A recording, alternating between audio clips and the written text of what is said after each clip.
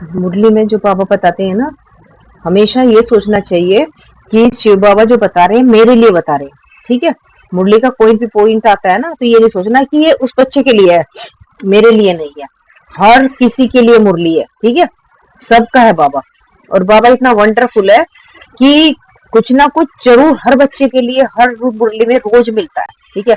बस वो बच्चे को इतना होना चाहिए, क्योंकि आप भगवान के बच्चे हो, तो आपकी समझ भी ऐसी होनी चाहिए। तो आज की मुरली में बाबा बोल रहे हैं, मीठे बच्चे, मीठे बाबा, शिव बाबा वंडरफुल बाप, टीचर, सदगुरु है, ठीक है। तीनों है ना शिव बाबा, वंडरफुल है, लेकिन उसे अपना कोई बाप नहीं है, वह कभी किसी से कुछ सीखता नहीं है, ठीक है। क्योंकि शिव बाबा के अंदर जो पाठ भरा हुआ वो कम नहीं होता, सीखना तब पड़ता है जब हमें कुछ नहीं आता हो, है ना। जब कोई ऐसी चीज है ही नहीं संसार में जो शिव बाबा को न आती हो, तो उन्हें सीखने की जरूरत ही नहीं है, उन्हें गुरु की दरकार नहीं। ऐसा वंटर खा के तुम्हें याद करना चाहिए, ठीक है। हमें ऐसे से पढ़ रहे हैं हम, जिसके पास कुछ भी किसी भी फील्ड में जाओ वो चीज की कमी है ही नहीं, ठीक है, भरपूर है हर चीज में, चाहे पढ़ाई हो, चाहे ज्ञान हो, चाहे किसी भी तरह से, या प्यार में। बाप के पास क्यों जाते हैं बाप, माँ बाप के पास बच्चे प्यार के लिए, पैसे के लिए तो बाद में होता है, लेकिन पहले तो माँ बाप का प्यार होता है। टीचर के पास पढ़ने के लिए जाते हैं, गुरु के पास इसलिए जाते हैं कि अब लास्ट चल रहा हमारा वानप्रस्थ है, इसके बाद हमें हमारी गति मुक्ति, आगे का जन्म हमें अच्छा मिला, इस जन्म में तो हम अच्छे से रहे है ना, तो सदगुरु के पास इसलिए जाते हैं ताकि हमारा आगे का जन्म भी अच्छा हो, ठीक है। लेकिन बाबा के पास तो सब कुछ है, तो एक के पास 3 in 1 2 in 1 जैसे होता है ना, लेकिन बाबा के पास तो 100 in 1 है, कोई ऐसी चीज नहीं, या 100 कहो, 1000 कहो, लाखों कहो, जो भी कोई दुनिया में कोई क्वालिटी है वो सब शिव बाबा के पास है। तो प्रश्न है, याद में कौन सी नवीनता हो तो आत्मा सहज ही पावन बन सकती है, ठीक है। याद क्यों नहीं हो पा रही है, क्यों नहीं हम पावन बन पा रहे, क्योंकि याद सहज नहीं हो पा रही, याद करना मुश्किल हो रहा है। तो बाबा आज बता रहे हैं कि क्यों नहीं करंट मिल पा रहा।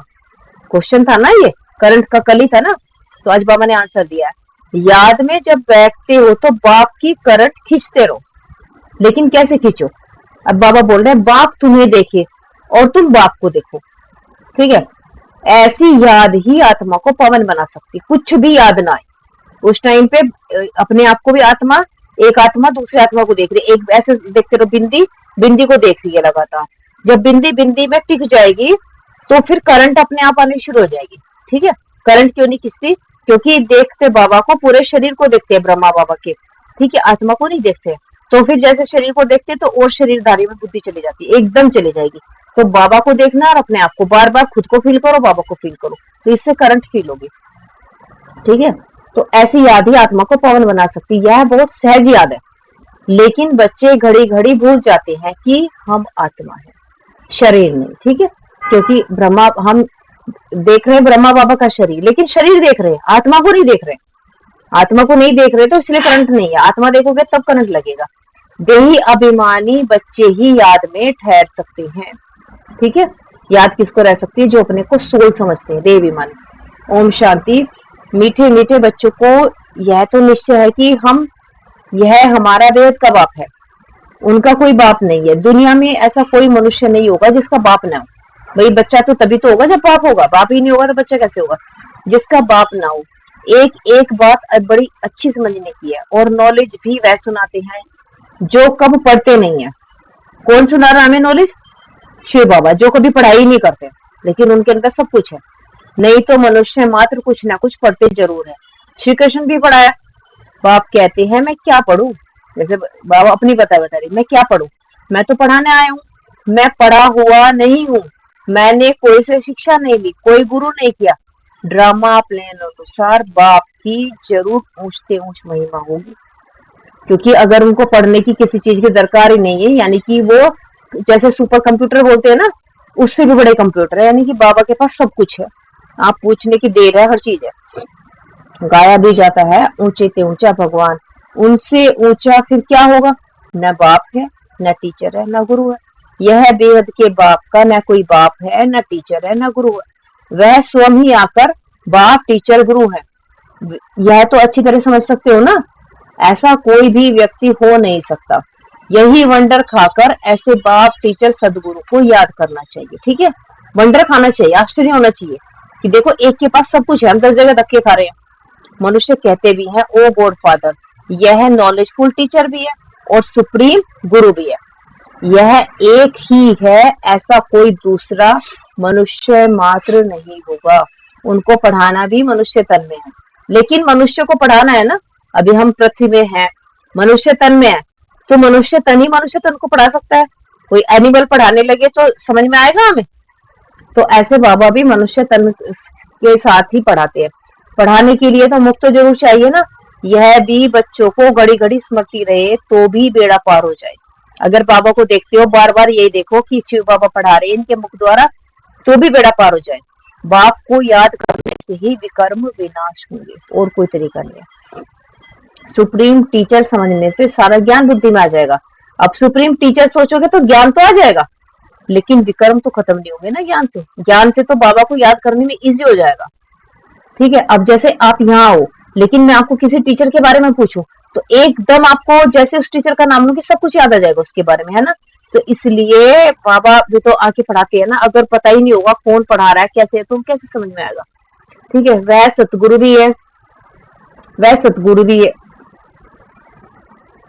अच्छा, वह सतगुरु भी है, हमको योग सिखला रहे हैं। एक के ही साथ योग लगाना है। सभी आत्माओं का एक ही फादर है। सब आत्माओं को कहते हैं माम एकम याद करो, यानी कि मुझ एक को याद करो। आत्मा ही सब कुछ करती है, इस शरीर रूपी मोटर को चलाने वाली आत्मा है। ठीक है, इसको रथ कहो या कुछ भी कहो, बाबा ने बोला। कोई इसको रथ कहता है, कोई मोटर कहता है, तो बाबा बोल रहे हैं आप समझ सकते हो, कुछ भी हो, मुख्य चलाने वाली आत्मा ही है। आत्मा का एक ही बाप है। मुख से कहते भी हो हम सब भाई भाई है, एक बाप के बच्चे, हम सब भाई भाई हैं। फिर जब बाप आते हैं प्रजापिता ब्रह्मा के तन में, तो भाई बहन होना पड़ता है। ठीक है, क्योंकि मेल फीमेल है ना। जब आत्मिक रूप में है तो भाई भाई हैं, और जब हम नीचे आ गए, शरीर ले लिया, एक ने मेल का ले लिया, एक ने फीमेल का, तो उसको तो फिर बोलना पड़ेगा ना बहन और भाई। ठीक है, प्रजापिता ब्रह्मा मुख वंशावली तो भाई बहन होंगे ना। भाई बहन से कभी भी शादी नहीं होती है। यह तो प्रजापिता ब्रह्मा कुमार कुमारिया हो गए।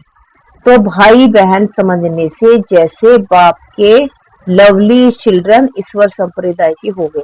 अभी क्वेश्चन आपका ये होगा कि सतयुग में भी तो हम ही जाएंगे, लेकिन माँ तो हम शादी भी करेंगे, माँ तो भाई भाई नहीं होंगे, क्योंकि सतयुग में तुम बनोगे देवता संप्रदाय में। ठीक है, ईश्वरीय संप्रदाय में नहीं होगे, क्योंकि ईश्वर के तो सारे बच्चे एक हो गए, लेकिन ब्रह्मा के तो जब साथ जाएंगे तो ब्रह्मा का तो पूरा परिवार होगा, बच्चे भी होंगे, पत्नी भी होगी, ठीक है, उसके बच्चे भी होंगे, फिर तो वो तो संप्रदाय बढ़ेगा ना, क्योंकि वो होगा देवताई संप्रदाय और ये है ईश्वरीय संप्रदाय। ठीक है, तो इसलिए समझ गए आप क्यों हमें भाई भाई आत्मा के रूप से बाबा बोलते हैं। जब हम ब्रह्मा के बच्चे ब्रह्मा कुमार कुमारिया बन गए तब हम भाई बहने बने, लेकिन शिव के तो एक ही संतान है, उनके तो वो है ही नहीं, शरीरधारी है ही नहीं, इसलिए हम आत्मिक रूप से सब भाई भाई है। ठीक है, तो समझ नहीं आया? समझाओ?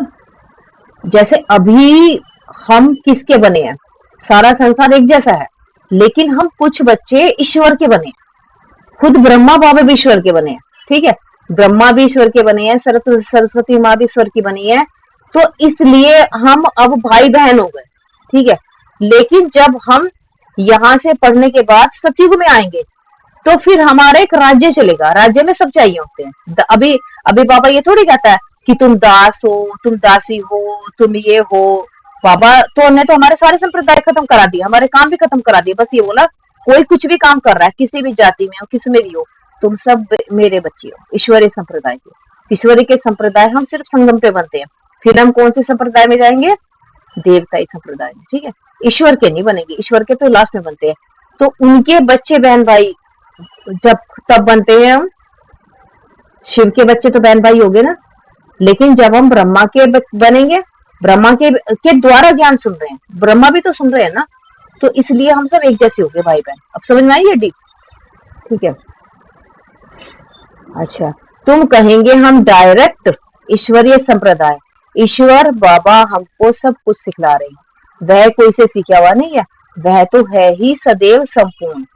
उनकी कलाएं कभी कम नहीं होती है। इसलिए सूर्यवंशी चंद्रवंशी में क्यों है? क्योंकि चंद्र चांद की कलाएं कम होती है ना, अमावस्या आती है और डे बाय डे कम भी होता है, ऊपर भी होता है। चंद्रमा होता है ना, सूरज को कभी देखा? सूरज दिन निकलते ही संपूर्ण होता है। बस ये है कि उसकी धूप शुरू में थोड़ी कम होती है और दिन में निकलने में तेज हो जाती है, लेकिन वो छोटा बड़ा नहीं होता, होता एक जैसा ही है। जब जैसे ही निकलता है वो पूरा ही निकलता है, छोटा नहीं निकलता कि बस अभी इतना सा निकलेगा तो इतनी धूप है। और सबकी कलाएं कम होती जाती हैं। हम तो शिव बाबा की महिमा बहुत बहुत महिमा करते हैं। शिव बाबा कहना बड़ा इजी है, और बाप ही पतित पावन है। सिर्फ ईश्वर कहने से इतना जचता है, इसलिए बाबा बोलते हैं मुझे बाबा को, क्योंकि ईश्वर कहोगे तो फिर तुम मेरे से दूर हो जाते हो। अभी तुम बच्चों को दिल में जचता है, बाबा कहते हैं ना, तो हमें अच्छा लगता है। बाबा मतलब अपना, हमारा बाप कैसे आकर पतितों को पावन बनाते हैं। लौकिक बाप भी है और पारलौकिक बाप भी है। लौकिक बाप कौन है? जिसने जन्म दिया है। और पारलौकिक बाप कौन है? परमपिता परमात्मा।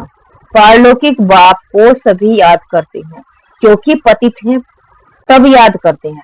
पावन बन गए तो फिर दरकार ही नहीं, क्योंकि दुखी है ना, परेशान है, तो हमें भगवान याद आ रहा है, बाबा याद आ रहा है। और जब हम सुखी हो जाएंगे, कोई ऐसी चीज नहीं रही हमारे पास ना हो, हमें मृत्यु का भय नहीं होगा, हमें बीमारियों का भय नहीं होगा, ठीक है, हमें मरने का भय नहीं होगा, हमें बच्चों की चिंता नहीं होगी, तो फिर हम ईश्वर को याद ही नहीं करेंगे, क्योंकि हर चीज से फ्री हो जाएंगे। ठीक है, तो पतित पावन को बुलाने की दरकार नहीं होगी। ड्रामा कैसे देखो कैसे है। पतित पावन बाप को याद करते चाहते हैं हम पावन दुनिया के मालिक बने।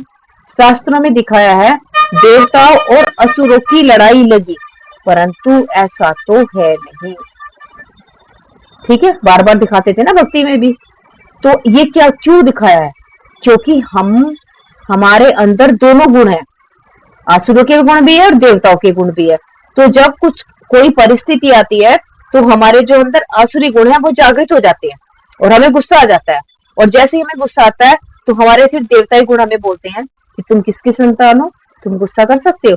तो ऐसे हमारे आपस में लड़ाई होती है हमारे मन के अंदर, क्योंकि हमारे मन के अंदर इतने सालों का वो हो गए ना, तो दोनों तरह के संस्कार हो गए। देवताई संस्कार मर्ज है और आसुरी संस्कार इमर्ज है। लेकिन अब हम बाप के साथ याद कर करके बाप को इन संस्कारों को खत्म कर रहे हैं, अपने देवताओं मतलब देवताओं संस्कारों को बढ़ा रहे हैं और आसुरी संस्कार को हम अपने ही संस्कार को खत्म कर रहे हैं। तो हमारी लड़ाई किससे है? अपने आप से। ठीक है, किसी बाहर से किसी असुर से लड़ने की जरूरत नहीं है। परंतु ऐसा तो है नहीं। अभी तुम समझते हो हम न असुर हैं और न देवता, अभी हम बीच में है। ठीक है, कभी हम असुर बन जाते हैं जब हमें गुस्सा आता है, और जब हम गुस्सा नहीं होता शांत होते हैं बाबा के साथ, फिर हमें फील होता है तो देवता बनने वाले हैं। अभी हमें बीच में, अभी सभी तुमको कूटते रहते हैं, क्योंकि हमें कोई ना कोई कुछ कुछ कहता रहेगा। जैसे ही कोई हमारे फेवर में बात करेगा, आप अच्छे हो, तो हम देवता फील करने लगते हैं। कोई हमारी बुराई करेगा, वो ठीक है, ग्लानि करेगा, निंदा करेगा, तो हम एकदम से फिर राक्षसी संस्कार आ जाते हैं। तो यह खेल बड़े मजे का है। बाबा बोल रहे अपने आप अपना खेल खुद देखो। ठीक है, कि हम कैसे कैसे कैसे देवता बनते बनते सडनली हम असुर बन जाते हैं। तो बाबा बोल रहे इसको खेल को देखो। नाटक में मजा ही देखने में आता है। अभी नाटक में मजा ही अब आ रहा है, क्योंकि हम खुद को देख रहे हैं ना। पहले तो हमें जब पता नहीं था, हम सोचते नहीं थे, जो बोल रहा था बोल देते थे। लेकिन अब बोलते ही हमें एक शब्द पे बोलेंगे हमें समझ आ जाता है कि अरे देवताओं कैसी बात कर सकते हैं। तो यह तो वह है सब हद के ड्रामा, यह है भेद का ड्रामा। इनको और कोई जानते नहीं है। देवताएं तो जान भी नहीं सकते। ठीक है, क्योंकि देवता जब यहाँ से पवित्र होकर चले जाएंगे तो संस्कार खत्म हो जाएंगे। अभी तुम कलयुग से निकल आए, खुद को जानते हो और औरों को भी समझा सकते हैं। एक बार ड्रामा देखा फिर सारा ड्रामा बुद्धि में आ जाएगा। अगर हम बाहर किसी को लड़ते झगड़ते देख रहे हैं ना, तो फिर हमें एकदम समझ में आ जाएगा कि इन आत्मा के अंदर जो आसुरी संस्कार है ना, और दूसरे भी आसुरी संस्कार है, तो यहाँ आपस में दो लड़ रहे हैं, इसलिए असुर हो रहे हैं, एक दूसरे को मार भी रहे हैं, पीट भी रहे हैं, क्योंकि देवताई संस्कार तो इन्होंने मर्जी नहीं किए, आसुरी संस्कार लड़ रहे हैं। तो अब हमें समझ में आ जाएगा और हम खेल देखेंगे कि देखो कैसे एक असुर दूसरे असुर से लड़ रहा है। ठीक है, बाबा ने समझाया है यह मनुष्य रूपी झाड़ है, इनका बीज ऊपर में है। विराट रूप कहते हैं ना, बाप कहते हैं तुम बच्चों को समझाते, ये समझे हो, यह मनुष्य रूपी झाड़ है जिनका बीज ऊपर है। समझ में नहीं है? शिव बाबा है ना, हाँ, लेकिन ये पेड़ उल्टा है। सीधा समझाने के लिए दिखाया, क्योंकि हमारा जो मेन बीज है ना, जिससे हम निकल के आ रही है आत्मा जहां से, तो शिव बाबा है ना, तो हम ऊपर से तो आ रही है और नीचे आ रही है, और नीचे जब हम रूप ले लेती हैं तो हम बढ़ रहा है, एक आत्मा से दूसरी आत्मा, दूसरे चार, चार से छह, ऐसे तो बनती है ना, हर आत्मा वृद्धि कर रही है ना, लेकिन बीज कहाँ है हमारा, ऊपर में। तो बाबा इसको बोलते हैं कि उल्टा झाड़ है, ठीक है। वैसे तो सारे झाड़ ऐसे होते हैं कि बीज जमीन में लगता है और फिर वो बढ़ता है, लेकिन ये इसका बीज ऊपर है, नीचे नहीं है, ठीक है। शिव बाबा ऊपर है ना, इनका बीज ऊपर है। विराट रूप कहते हैं ना, बाप बैठ बच्चों को समझाते हैं, मनुष्य को पता नहीं है। शिव बाबा कोई से भाषा सीखा होगा, कुछ लोग बच्चे सोचते भी है ना कि शिव बाबा ने ये भाषा कहाँ से सीखी, जबकि उनका तो कोई टीचर है नहीं जो भाषा फिर कहाँ से सीखा होगा। तो जरूर जिस रथ में आशा आते हैं उनकी भाषा ही काम में लाएगा, ठीक है। तो बाबा किसकी भाषा यूज कर रहे हैं, जिस रथ में है, यानी कि ब्रह्मा बाबा की जो भाषा है ना, उसी भाषा को बाबा भी यूज कर रहे हैं। उनकी अपनी भाषा तो कोई है नहीं, वह कुछ पढ़ते सीखते ही नहीं है। ये तो आप समझ सकते हो कि कंप्यूटर है, कंप्यूटर में जो सी भाषा आप से फीड करोगे ना वही आ जाएगी ना, हिंदी करोगे हिंदी आ जाएगी, इंग्लिश करोगे इंग्लिश आ जाएगी। तो बाबा का कंप्यूटर कौन है, ब्रह्मा बाबा। जैसे ही ब्रह्मा बाबा में आए हैं तो ब्रह्मा बाबा के पास जो लैंग्वेज अवेलेबल होगी वही तो आएगी। अब कंप्यूटर में तुम्हारे सिर्फ एक हिंदी लैंग्वेज है, दूसरी लैंग्वेज है नहीं, तो तुम कैसे करोगे, एक में करोगे ना। तो ब्रह्मा बाबा के पास जो लैंग्वेज है उसी में तो बाबा सुनाएंगे ना। अच्छा, वे तो कुछ पढ़ते अब उनकी अपनी भाषा तो कोई है नहीं, वह कुछ पढ़ते सीखते ही नहीं, उनका टीचर कोई होता नहीं। श्री कृष्ण तो सीखता है, श्री कृष्ण भी सीख रहे हैं ना, क्योंकि श्री कृष्ण आगे तो बनेंगे, आज सीख तो यही रहे हैं ना। उनके माँ बाप टीचर, उनको गुरु की दरकार ही नहीं, ठीक है। उनके माँ बाप टीचर हैं, उन श्री कृष्ण के कौन है, माँ बाप ही उनके टीचर बनेंगे, गुरु की जरूरत श्री कृष्ण को ही नहीं पड़ेगी, ठीक है। माँ बाप तो सिखाएंगे ना। अब जैसे बच्चा पैदा होता है, पैदा होते ही ना वो बोल सकता है ना वो अपने सारे काम कर सकता है, तो टीचर कौन है, माँ बाप हो गए ना। माँ बाप उनको धीरे धीरे सिखाएंगे, लेकिन माँ बाप उनके इतने सक्षम होंगे, उनको फिर गुरु करने की जरूरत नहीं है, माँ बाप से सब कुछ सीख जाएंगे, ठीक है। तो गुरु करने की दरकार नहीं, क्योंकि उनको तो सदगति मिली हुई है। कहाँ मिली है, यहीं पे सदगति से होके गए है ना, इसलिए बस बेसिक चीजें सिखाएंगे ताकि वो बड़े हो, और सिखाने की जरूरत नहीं, बाकी सब अंदर है। यह भी तुम समझते हो, तुम ब्राह्मण हो, सबसे ऊंची है यह तुम स्मृति में रखो। हमको पढ़ाने वाला है बाप, हम अभी ब्राह्मण हैं, ब्राह्मण से देवता। कितना क्लियर है ना। बाप को तो पहले से ही कह देते हैं, वह सब कुछ जानते हैं। क्या जानते हैं, यह किसको पता नहीं, यह नॉलेजफुल है। सारे सृष्टि के आदि मध्य अंत की उनको नॉलेज है ना। बीज को सारे झाड़ की नॉलेज होती है। जैसे लौकिक में भी आप देखते हो ना, आम का झाड़ है, आम का बीज है, जब उसको बोते हैं, क्या उसके अंदर उस टाइम तो फल नहीं होते ना, बीज ही तो होता है। लेकिन जब वो धीरे धीरे पेड़ बनेगा तो उसके अंदर सब आ जाएंगे ना, फल भी आएंगे, पत्ते भी आएंगे। तो यानी कि बीज के अंदर सारी नॉलेज होती है। ऐसे शिव बाबा के अंदर हम सबकी नॉलेज है, अपनी तो है ही, हम सबकी भी है। वह तो जड़ बीज है, तुम हो चैतन्य बीज, तुम अपने को झाड़ की नॉलेज समझाते हो।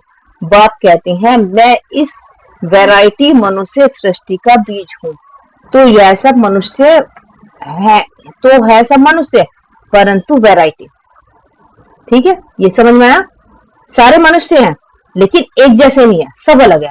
एक भी आत्मा के शरीर के फीचर दूसरे के जैसे नहीं हो सकते, समझ आया ना।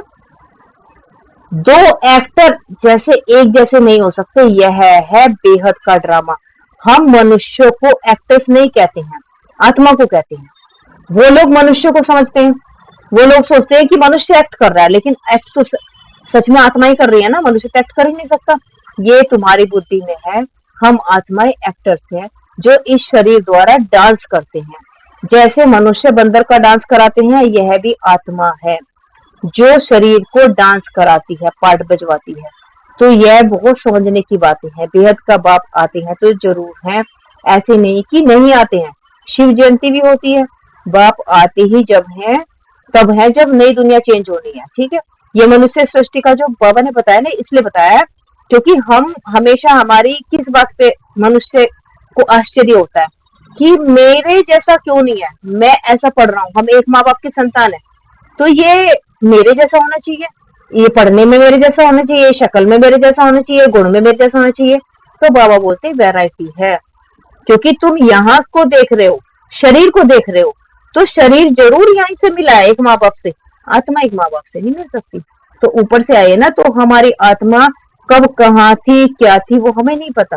तो हमारे आत्मा में अपना भी पार्ट है। जहां पे अभी आप जैसे इस घर में हो, तो आप थोड़ा तो अडॉप्ट करोगे हमसे, लेकिन 100% नहीं कर सकते हो। 100% आपका अपना पार्ट है। ठीक है, जो आपको पिता के रूप में आत्मा मिली है उसका अपना पार्ट है, मेरा भी अपना पार्ट है, और जो आपको बहन के रूप में मिली है उसका अपना पार्ट है। इसलिए बाबा ने क्या बोला, तुलना नहीं करना कि ये ऐसे क्यों करते हैं, ये वैसे भी क्यों करते हैं, क्योंकि उनका जन्म जन्मांतर का जो पार्ट है वो उसके अकॉर्डिंग ही अपना काम कर रहे हैं। ठीक है, इसलिए हमें आश्चर्य नहीं करना है कि ये आत्मा ऐसे ही करे जैसे मैं चाहती हूँ, नहीं करेगी, कभी नहीं करेगी। हाँ, बाबा के बच्चा बन जाएगी, क्योंकि बाबा हमें एक जैसा बना रहे, एक जैसी दुनिया में आएंगे ना, तब वो हमारे जैसा एक्ट करेगी, तब सबका एक एक्ट एक जैसा होगा। क्योंकि अगर हमारा एक जैसा एक्ट नहीं होगा तो हम सतयुग के लिए एलिजिबल ही नहीं होंगे। ठीक है, एलिजिबल ही वही होगा जो एक जैसा एक्ट करेगा, और वो भी किसके अनुसार, शिव बाबा जो बोल रहे हैं तब आएंगे। और नहीं कर सकते तो त्रेता में, और ऐसा भी नहीं कर सकते बिल्कुल ही डिफरेंट रहना है तो आओ फिर कलयुग में, फिर हमारा पार्ट ही नहीं है त्रेता सतयुग में। ठीक है, समझ में आ गया। हाँ, तो भक्ति मार्ग में श्री कृष्ण को याद करते, परंतु श्री कृष्ण कैसे आए, कलयुग में या संगम पर, तो श्री कृष्ण का रूप इन आंखों से देखा नहीं जा सकता।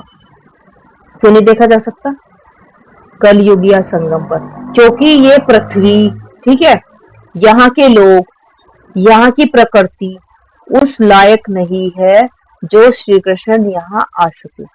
ये लोग कितने भी रूप बना ले श्री कृष्ण के, लेकिन कलयुगी आंखें है, कलयुगी शरीर है, कलयुग की जगह है, तो श्री कृष्ण का रूप हम देख ही नहीं सकते, वो सतयुग का है। इसलिए हम अपना भी नहीं देख सकते हैं, क्योंकि हम भी सतयुगी आत्मा है। यहाँ जो हमारा संगम का रूप है, हाँ ब्रह्मा बाबा को देख लो, ब्रह्मा बाबा श्री कृष्ण बनेंगे, लेकिन यहाँ तो ब्रह्मा ही है ना, संगम पे तो ब्रह्मा है, लेकिन सतयुग का जो फेस है, सतयुग का शरीर है, यहाँ नहीं हो सकता है। हाँ, ये रियल फेस है, लेकिन ये भी यहाँ के कलर के अकॉर्डिंग है, वहां का फेस बहुत चमकदार होगा, क्योंकि संदेशियों ने बताया है। तो ये असली फेस उन्होंने बनाया है, असली फेस है। जैसे हम फोटो ब्लर कह देते हैं ना, ये आप ब्लर ही कह सकते हो, क्योंकि वो बोल रहे थे कि कुछ कुछ है बट 100% नहीं कह सकते, क्योंकि वो सुंदरता यहाँ कोई बना ही नहीं सकता। ठीक है, जो इनकी सुंदरता है। तो लेकिन ये फिर दोनों एक जैसे क्यों दिख रहे हैं, दोनों एक जैसे हमें दिख रहे हैं, एक जैसे नहीं है, जबकि वहां का फेस लगभग सुंदरता की वजह से एक जैसे दिखेंगे, लेकिन एक जैसे तो नहीं होते। लेकिन इतना भेद भी नहीं होता जितना अब है। जैसे अब कोई गाल काला है, कोई गोरा है, वहां सब एक जैसे ही होंगे, एक जैसे कलर होगा सबका। ठीक है, यहाँ से संपूर्ण होकर जाएंगे ना, एक जैसी पृथ्वी, एक जैसा पानी, बिल्कुल एक जैसे होंगे। चेहरे में मामूली सा फर्क होगा, ज्यादा फर्क नहीं होगा। ठीक है, इसलिए हमें एक जैसे लग रहे, अलग है, फीचर्स अलग है, हाथ पैर अलग है, लेकिन हमें फेस की वजह से एक जैसे लगते हैं, क्योंकि बहुत माइनर सा अंतर है। ठीक है, जैसे ट्विंस में थोड़ा सा अंतर रहता है ना, ट्विंस होते फिर भी ऐसे ही रहेगा। ठीक है, अब कहाँ थे हम। अच्छा, फिर उनको भगवान कैसे कहें, श्री कृष्ण को तो देखा नहीं जा सकता, वह तो सतयुग का पहला प्रिंस है, उनका बाप टीचर भी है, गुरु की उनको दरकार नहीं। पता चल गया ना, माँ बाप ही उनके टीचर है, गुरु की दरकार नहीं, क्योंकि सदगति में है। स्वर्ग को सदगति कहा जाता है, हिसाब भी क्लियर है। बच्चे समझते हैं मनुष्य 84 जन्म लेते हैं, कौन कौन कितने जन्म लेते हैं वह तो हिसाब करते हो। डीटी घराना जरूर पहले पहले आता, उसका डीटी मतलब सतयुग, पहला जन्म उनका ही होता है। एक का हुआ तो उनके पीछे सभी आ जाते हैं, यह बातें तुम जानते हो, तुम्हारे में भी अच्छी रीति समझते हैं, जैसे उस पढ़ाई में होता है। यह तो बहुत सहज है, सिर्फ एक गुप्त डिफिकल्टी है। इसमें क्या डिफिकल्ट है, तुम बाप को याद करते हो तो उसमें माया विघन डालती है। ठीक है, क्योंकि माया रावण का हसद, रावण हसद का मतलब है ईर्ष्या, जलन होती है रावण को कि ये मेरे राज्य में रह रहे हैं, मेरा खा रहे हैं। ठीक है, मेरा खा रहे मतलब माया के राज्य में माया के हिसाब से तुम कमा रहे हैं ना, लड़ झगड़ के। हम किसी से मांगते हैं तो कोई बहुत मुश्किल से देता है, यानी कि मायावी संस्कारों से तो कमा रहे हैं ना, तो वो उसको लगता है मेरे राज्य में रह के मेरे से क्यों अलग हो रहे हैं। तुम राम को याद करते हो तो रावण को हसद होता है, हसद यानी कि ईर्ष्या होती है कि हमारा मुरीद, मुरीद मतलब हमारा नौकर जो हमारे हिसाब से चलता है, माया की गुलामी तो हो गया, माए के हिसाब से चल रहे तो हम उसके गुलाम हो गए। राम को क्यों याद करता है? यह भी ड्रामा में पहले से इन्वॉल्व है। नई बात नहीं है। पहले जो पार्ट बजाया है वही बजाएंगे। अभी तुम पुरुषार्थ कर रहे हो, कल पहले जो पुरुषार्थ किया था वह अभी भी कर रहे हो। यह चक्र फिरता ही रहता है, कभी बंद नहीं होगा। टाइम की टिक टिक होती रहती है। बाप समझाते हैं यह 5000 वर्ष का ड्रामा है। शास्त्रों में तो कैसी कैसी बातें लिख दी हैं। बाप ऐसे कभी नहीं कहेंगे कि भक्ति छोड़ो। आज बोला था ना, जो आज सुबह आपको बोल रही थी, बाप ऐसे नहीं कहेंगे कि भक्ति छोड़ो। अगर यहाँ भी नहीं चल सके और वह भी छूट जाए, मतलब ज्ञान में भी नहीं चल पाओगे और भक्ति भी छूट जाए, तो ना इधर के रहोगे ना उधर के। ठीक है, तो परमात्मा से तो दूर हो जाओगे। कम से कम भक्ति के माध्यम से तो, कि भगवान को किस तरह से, देवताओं को तो मान रहे हो, तो इस तरह से गलत काम तो नहीं करोगे। वो हम भक्ति भी करें। हमें भक्ति की जरूरत नहीं है, समझने की जरूरत है। जिसको नहीं समझ में आ रहा है, अभी ज्ञान समझ में नहीं आ रहा है, और हम उनको बोले कि आप छोड़ दो भक्ति, हम ज्ञान सुन रहे हैं तो आप भी ज्ञान सुनो। अब उनको ज्ञान तो समझ में नहीं आ रहा है और जबरदस्ती हम भक्ति भी छुड़वा दे, तो ना वो भक्ति के रहे ना ज्ञान के रहे, तो भगवान से वो दूर हो जाएंगे। यानी कि जब वो कुछ गलत काम करते हैं तो कम से कम देवता तो उनको रोकते हैं ना। अब जैसे कोई किसी का हनुमान जी का भक्त है, तो जैसे वो कोई गलत काम करने नहीं जाएगा तो उसको हनुमान याद आएगा। हनुमान भी तो भक्त नंबर 1 है ना, जिसके हृदय में हमेशा नाम रहते थे। तो हनुमान याद आएगा तो वो गलत काम नहीं करेगा कि मेरे हनुमान जी को बुरा लगेगा, मुझे ऐसे काम नहीं करना है। तो अगर हमने उसको ज्ञान की आत्मा है नहीं, हमें पता नहीं कि हमें किसी आत्मा का पाठ नहीं पता, तो हम जबरदस्ती नहीं छुड़वा सकते। लेकिन कोई हमें बहुत मानता है और हम उसको बोले कि आप ज्ञान सुनना शुरू कर दो, तो आप भक्ति एकदम बंद कर दो, तो बाबा ने बोला ऐसे नहीं बोलना है। जैसे जैसे ज्ञान उसके अंदर आएगा भक्ति अपने आप छूट जाएगी, तो नेचुरल होने दो। लेकिन हम जबरदस्ती करके उसका छुड़वाए तो हम उसके भाग्य को लकीर लगा देंगे, उसका इधर का भी भाग्य नहीं बनेगा उधर का भी नहीं बनेगा। तो आज ये बातें आनी थी ना, तो आज बाबा ने बोली, मैं आपको पहले बता दिया। ठीक है, ना इधर का रहा ना उधर का, कोई काम का ही नहीं रहा। इसलिए तुम देखते हो कई मनुष्य ऐसे भी हैं जो भक्ति आदि कुछ भी नहीं करते हैं, बस ऐसे ही चलता रहता है। तो कई तो कह देते हैं भगवान ही अनेक रूप धरते हैं। अरे यह तो बेहद का ड्रामा अनादि बना बनाया है जो रिपीट होता रहता है, इसलिए इसको अनादि अविनाशी ड्रामा कहा जाता है। इसको भी तुम बच्चे ही समझ रहे हो। इनमें भी तुम कुमारियों के लिए बहुत सहज है। कुमारियों के लिए क्यों ऐसा है? क्योंकि सीढ़ी नहीं चढ़ी है। माताओं को तो सीढ़ी चढ़ी है, क्योंकि शादी हो गई, बच्चे हो गए, यानी कि हम एक सीढ़ी ऊपर चढ़ गए ना, फिर उतरना पड़े। कुमारियों को तो कोई बंधन नहीं है, क्योंकि अभी तक अपने घर में किसी ससुराल का, परिवार का, बच्चों का कोई बंधन नहीं है, चिंतन ही नहीं है, मतलब चिंता ही नहीं किसी के। बाप का बन जाना है, लौकिक संबंध को भूल पारलौकिक संबंध जोड़ना है। ठीक है, जैसे लौकिक में संबंधी में अपने बहन भाई माँ बाप का ही तो संबंध है, उसका बहुत लंबा तो नहीं खींचा है, तो इसको माँ बाप तो आसानी से समझ जाते हैं। तो लौकिक संबंध को छोड़ के पारलौकिक के साथ संबंध जोड़ना है। कलयुग में तो होती ही है दुर्गति। क्यों बाबा ने बोला? क्योंकि जब हम संबंध में आ जाते हैं तो वो थोड़ी सी खुशियां और दुर्गति ज्यादा है, नीचे उतरना ही है। ठीक है, ड्रामानुसार भारतवासी कहते हैं यह सब कुछ ईश्वर का है, हम मालिक हैं, वह मालिक है। तुम कौन हो? हम आत्मा है, बाकी सब कुछ ईश्वर का है। यह देह आदि जो कुछ है परमात्मा ने दिया। मुख से कहते ठीक है, कह देते हैं सब कुछ ईश्वर ने दिया। अच्छा, उनकी दी हुई चीज में खयानत थोड़ी डालना है। अगर सब कुछ ईश्वर ने दिया तो फिर अपना अपना क्यों बोल रहे हो? परंतु उस पर चलते नहीं, बोलते हैं सब कुछ ईश्वर का है, लेकिन अगर बोले कि ईश्वर का है तो ईश्वर ले जाए, अपने दूसरे बच्चे को दे दे, एक जगह से उठा के बोलेंगे नहीं हमारा ही है, हम थोड़ी दे देंगे, तो उस पर भी चलते नहीं। बाबा बोलते रावण मत पर चलते, बोलते हैं कुछ और करते कुछ है। बाप समझाते हैं तुम हो तो ट्रस्टी हो, परंतु रावण संप्रदाय होने कारण तुम ट्रस्टी पने में अपने को धोखा देते हो। बाबा को धोखा नहीं दे रहे, हम खुद को धोखा देते हैं। बोल देते बाबा का और करते हैं हम रावण के हिसाब से, तो धोखा किसको दे रहे हैं? बाबा को। बाबा हमें इसलिए बोलता है ट्रस्टी, क्योंकि तुम खर्च करोगे ना तो सोच समझ के करोगे कि बाबा का है, बाबा ने मुझे ट्रस्टी बनाया, मुझे इसको वेस्ट नहीं करना। लेकिन जब आप अपना सोचेंगे तो कुछ ऐसा काम भी करेंगे जो गलत जगह खर्च होगा, तो हम किसको धोखा दे रहे हैं? हम खुद को ही दे रहे हैं। मुख से कहते एक हो, करते दूसरा हो। बाप ने चीज दी फिर ले ली, तो उसमें तुमको दुख क्यों होता है? ममत्व मिटाने के लिए यह बातें बाप बच्चों को समझाते हैं। जब बाप आए हैं तुमने ही पुकारा है बाबा हमको साथ ले चलो, हम रावण राज्य में बहुत दुखी हैं, आकर हमको पावन बनाओ, क्योंकि समझते हैं पावन बनने बगैर हम जा नहीं सकते। ठीक है, हमको ले चलो। कहाँ? घर ले चलो। सब कहते हैं हम घर जाएं, श्री कृष्ण के भक्त चाहते हैं हम कृष्णपुरी बैकुंठ में जाएं। ठीक है, बैकुंठ में जाएं। सतयुग ही याद रहता है, प्यारी चीज है ना। मनुष्य मरता है तो स्वर्ग जाता नहीं है, स्वर्ग तो सतयुग में होता है। जैसे लोग बोलते हैं कि स्वर्ग चला गया, लेकिन स्वर्ग तो जा नहीं सकता, कलयुग में होता ही नरक है। तो जरूर पुनर्जन्म नरक में ही होगा। ठीक है, नरक से गए हो तो नरक में ही आओगे। यह कोई सतयुग थोड़े ही है, वह तो वंडर ऑफ वर्ल्ड है। सतयुग क्या है? वंडर ऑफ वर्ल्ड, जहाँ पे बहुत अलग है, जैसे उसका सोच ही नहीं सकते, वंडर खाएंगे। कहते भी हैं, समझाते भी हैं, फिर भी कोई मरता है तो उनके संबंधी कुछ भी समझते नहीं है। बाप के पास जो 84 के चक्र की नॉलेज है, वह बाप ही दे सकते हैं। तुम तो अपने को दे समझते थे, यह रोग था। अब बाप कहते हैं देह अभिमानी भव। ठीक है, श्री कृष्ण तो कह ना सके, क्योंकि श्री कृष्ण तो देह अभिमानी है ही नहीं। वो तो जब सतयुग में जाएगा उसको तो देह होगी, लेकिन देह को वो नहीं होगा सोल कॉन्शियस। श्री कृष्ण तो कह ना सके देह अभिमानी भव। उनको तो अपनी देह है ना, शिव बाबा को अपनी देह नहीं है।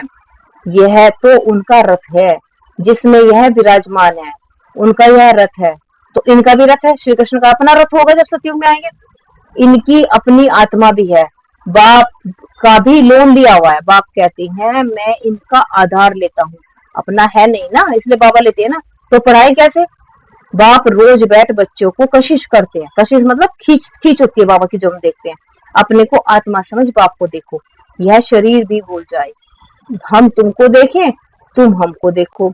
तुम जितना बाप को देखेंगे पवित्र होते जाएंगे। ठीक है, योग लगाने का पता हो गया ना। और कोई पावन बनने का है नहीं, कोई उपाय नहीं है। अगर हो तो बताओ, बाबा बोल रहे हैं, जिससे आत्मा पवित्र होती है। गंगा के पानी से तो होगी नहीं, पहले तो कोई को भी बाप का परिचय देना है। ऐसा बाप तो और कोई का होता नहीं। नफ्स देखो, ऐसा समझा जाता है जो चक्रित हो जाए। जैसे हम किसी को समझाते हैं ना और वो एकदम सरप्राइज हो जाए, तो समझें बरोबर इनको परमात्मा कहा जाता है। तुम बच्चों को बाप अपना परिचय दे रहे हैं, मैं कौन हूँ, यह भी बच्चों को मालूम है। हिस्ट्री रिपीट होती है, जो स्कूल के होंगे वही आएंगे, बाकी तो सब अपने अपने धर्म में चले जाएंगे। जो और धर्मों में कन्वर्ट हो गए हैं वह फिर निकल कर अपने अपने सेक्शन में चले जाएंगे। इसलिए निराकारी झाड़ भी दिखाया है। यह बातें तुम बच्चे ही समझते हो, बाकी तो कोई मुश्किल ही समझते हैं। 7-8 में से कोई 1-2 निकलेंगे। जैसे 7-8 में से, जैसे कोर्स 7-8 बच्चे कर रहे हैं, उनमें से कोई 1-2 ही निकलेंगे जो समझेंगे यह नॉलेज बहुत अच्छी है। यहाँ का जो होगा उनको तूफान कम आएंगे, दिल होगी फिर जाकर सुने। कई फिर सत्संग में के रंग में भी आ जाते हैं। कई बच्चे सोचते हैं इनमें ज्यादा मजा नहीं आ रहा है, यहाँ नाचना कूदना तो कुछ होता नहीं है, बस बैठा देते हैं, इसलिए वो सत्संग में चले जाते हैं, तो फिर आते ही नहीं। जहाँ पार्टी को जाता देखेंगे उनमें लटक पड़ेंगे, मतलब जहाँ नाचना गाना ढोलक बज रहे हैं उसमें चलेंगे। मेहनत लगती है ना बहुत, क्योंकि यहाँ बैठना पड़ता है, खुद के मन को बैठाना पड़ता है, कितनी मेहनत करनी पड़ी है। घड़ी घड़ी कहती हैं, हम भूल जाते हैं मैं आत्मा हूँ शरीर नहीं, यह घड़ी घड़ी भूल जाते हैं। बाप भी जानते हैं बच्चे काम चिता पर बैठ काले हो गए। काम चिता मतलब विकार में जाने से काले हो गए, कब्र दाखिल हो गए। कब्र दाखिल मतलब जैसे कब्र में इंसान मुर्दा हो जाता है ना, कब्र दाखिल। कब्र दाखिल कौन होता है? मुर्दा, जिसमें आत्मा नहीं रहती। तो ऐसे ही बच्चों की भी आत्मा समझो मर चुकी है, ऐसे गंदे गंदे काम करते हैं जैसे कि इनमें आत्मा ही ना हो। किसी भी एक शरीरधारी दूसरे शरीरधारी को ऐसे काट रहा है, ऐसे मार रहा है, जैसे इसके अंदर आत्मा ही नहीं है। तो बाबा ने इसलिए बोला, इसलिए सांवरे बन गए। उनको ही फिर बाप कहते हैं हमारे बच्चे सब जल मरे हैं। यह बेहद की बात है। कितनी करोड़ों आत्माएं हमारे घर में रहने वाली हैं, अर्थात ब्रह्मा लोक में जाने वाली है। आज बाबा ने क्लियर कर दिया, कोई छोटी सी सेंटेंस है लेकिन कितनी बड़ी है। बाबा बोल रहे कितनी करोड़ों आत्माएं हमारे घर में रहने वाली है, अर्थात ब्रह्मा लोक में रहने वाली है। क्योंकि जब नहीं बाप को मान रहे हैं, नहीं समझ रहे हैं तो कहाँ रहेंगे, ब्रह्मलोक में ही रहेंगे, नीचे तो आ नहीं सकते। तो बाप तो बेहद में खड़े हैं, तुम भी बेहद में खड़े हो, हम संगम पे खड़े हैं ना हम इधर है ना उधर है, तुम भी बेहद में खड़े हो, जानते हो बाबा स्थापना करके चला जाएगा, फिर तुम राज्य करेंगे, ठीक है। बाकी सब आत्माएं शांति धाम में चली जाएंगी। आगे समझ में? अच्छा, मीठे मीठे सिखलते बच्चों प्रति माता पिता बाप दादा का याद प्यार, गुड मॉर्निंग। रूहानी बाप की रूहानी बच्चों को नमस्ते, हम रूहानी बच्चों की रूहानी बाप को नमस्ते। इसमें देखो कितनी बड़ी बात कह दी बाबा ने, अगर ये 2 सेंटेंस को ध्यान से पढ़ो ना, बाबा ने बोला कितनी करोड़ों आत्माएं घर में रहने वाली हैं, अर्थात ब्रह्मालोक में रहने वाली है। बाप परम धाम, बाप तो बेहद में खड़े हैं, ठीक है, हद में नहीं खड़े हैं, बाप इधर भी नहीं देख रहे इधर भी नहीं देख रहे, हम अलग जगह खड़े हैं संगम पर। तुम भी बेहद में खड़े हो तो हम भी बाबा के साथ खड़े हैं ना। अब स्थापना करके बाबा तो चला जाएगा, कौन चले जाएगा? शिव बाबा। शिव बाबा ने हमें सब कुछ बता दिया, समझा के शिव बाबा तो चले जाएंगे, क्योंकि महात्मा ही रहेंगे ना बाबा के साथ। फिर तुम राज्य करेंगे और हम तो यही रहेंगे ना, तो हम राज्य करेंगे, बाकी सब आत्माएं शांति धाम में चली जाएंगी। जाएंगे भी तो हमारा जाना आना मुश्किल नहीं होगा, क्योंकि हम शरीर भी छोड़ेंगे तो आत्माभिमानियों के शरीर छोड़ेंगे, दुख से नहीं छोड़ेंगे, हमें पता है, क्योंकि हम अभी अपना राज्य भी देख लेंगे। अब लास्ट में बाबा हमें दिखा देगा ना, बाबा ने बोला ना कि लास्ट में मैं सब कुछ दिखाऊंगा सतयुग। तो जब हम सतयुग देखना शुरू कर देंगे, तो बाबा ने एक मुरली में बोला था कि बाकी तो लड़ रहे होंगे, मर रहे होंगे, दुखी हो रहे होंगे, और तुम सतयुग के नजारे देख रहे होंगे, और बस तुम ये इंतजार करोगे जैसे ये खत्म होगा ना इनका ड्रामा, और हम एक बार ऊपर जाके और नया शरीर लेके फिर वापस आ जाएंगे। तो तुम्हें मुश्किल नहीं होगा, तुम्हारा जैसे ही अभी रोज हम मुरली पढ़ते हैं ना, मस्त रहते हैं बाबा, ऐसे ही मस्ती मस्ती में हमारा सतयुग आ जाएगा। अच्छा, धारणा के लिए मुख्य सार है, किसी भी एक्टर से रावण हसद करे, किसी भी एक्टर से रावण यानी कि ईर्ष्या करे, विघ्न डाले, तूफान में लाए, तो उसे न देख।